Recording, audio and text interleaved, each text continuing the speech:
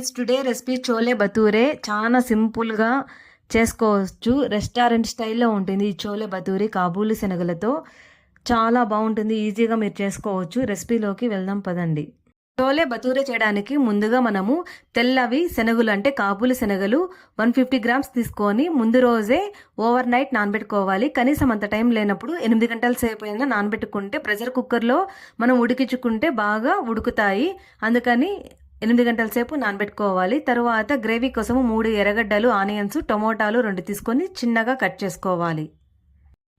Gravy కోసము జార్లోకి 3 onions తీసుకున్నాం కదా, ఆనియన్స్ ఇలా కట్ చేసుకొని జార్లోకి వేసుకోవాలి.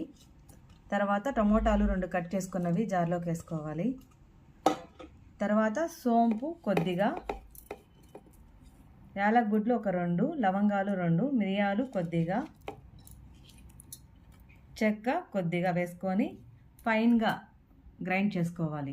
ఇలా ఫైన్గా గ్రైండ్ చేసుకోవాలి, కోర్సుగా చేసుకోకూడదు. ఇలా ఫైన్గా గ్రైండ్ చేసుకోవాలి.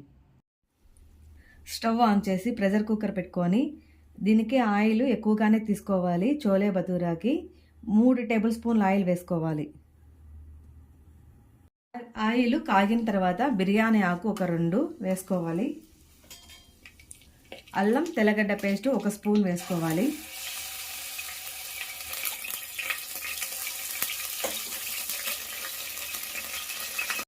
అల్లం తెల్లగడ్డ పేస్ట్ పచ్చివాసన పోయే వరకు కొద్దిసేపు ఫ్రై చేసుకోవాలి. తర్వాత మిక్సీకి పట్టుకున్నటువంటి ఆనియన్ టమోటా పేస్ట్ వేసుకొని ఫ్రై చేసుకోవాలి.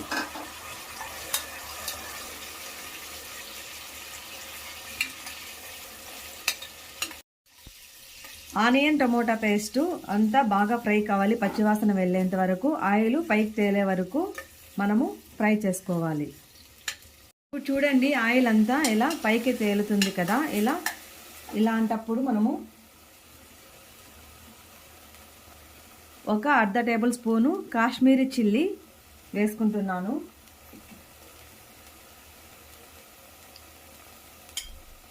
ఒక స్పూను కారము, ఎర్ర కారము వేసుకుంటున్నాను.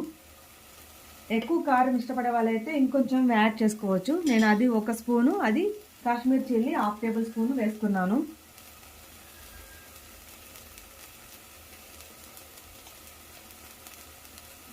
తర్వాత పసుపు కొద్దిగా వేసుకోవాలి.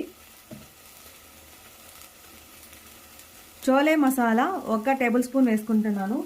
చోలే మసాలా లేకపోతే గరం మసాలా కొద్దిగా వేసుకోవచ్చు. చోలే మసాలాకు బదులు గరం మసాలా వేసుకోవాలి. ధనియా పౌడర్ 1 టేబుల్ స్పూన్ వేసుకోవాలి. జీరా పౌడర్ కొద్దిగా, ఎక్కువ లేదు, కొద్దిగా వేసుకోవాలి. ఇవన్నీ వేసుకున్న తర్వాత కొద్దిసేపు మనము ఫ్రై చేసుకోవాలి. ఈ మసాలాలంతా మనము ఒక 5 మినిట్స్ ఫ్రై చేసుకోవాలి. ఇలా అంతా ఆయిల్ అంతా పైకి తేలేటప్పుడు ఇప్పుడు మనము రుచికి సరిపడా ఉప్పు వేసుకోవాలి. ఉప్పు ఎక్కువ ఎప్పుడు వేసుకోకూడదు, తక్కువైనా మళ్ళా కావాలంటే వేసుకోవచ్చు. రుచికి సరిపడా ఉప్పు వేసుకొని తర్వాత మనం ఓవర్ నైట్ నానబెట్టుకున్నటువంటి కాబూలి శనగలు ఇందులోకి వేసుకోవాలి. వేసుకొని వీటిని అన్నిటిని కొద్దిసేపు ఇలా బాగా ఫ్రై చేసుకోవాలి. కాబూలి శనగల్ని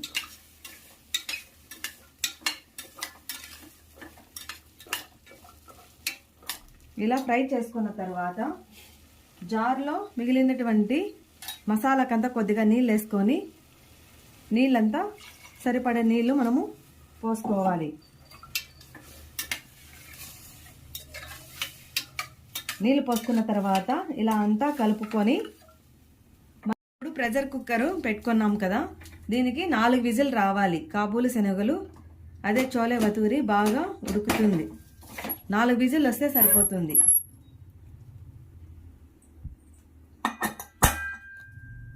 4 విజిల్ రావాలి. చూడండి ఫ్రెండ్స్, చోలే భతూరే రెడీ అయిపోయింది.